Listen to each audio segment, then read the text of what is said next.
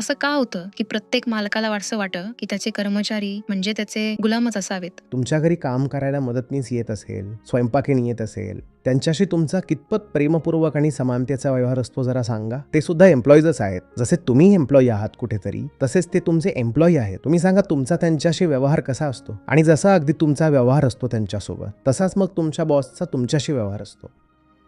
जेव्हा घरातली मदतनीस तुमच्याकडे सुट्टी मागते, तेव्हा तुम्ही कसं बोलता सांगा?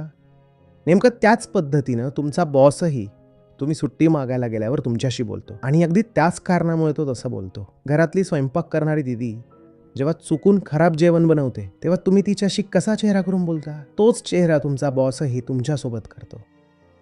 आणि ज्या दिवशी तुम्ही तुमच्या घरातल्या नोकराशी, कामवाल्या दीदीशी सभ्यतेनं, सन्मानानं बोलायला लागाल ना, त्या दिवशी तुम्ही सुद्धा तुमच्या बॉसचा उद्धटपणा सहन करणं थांबवाल.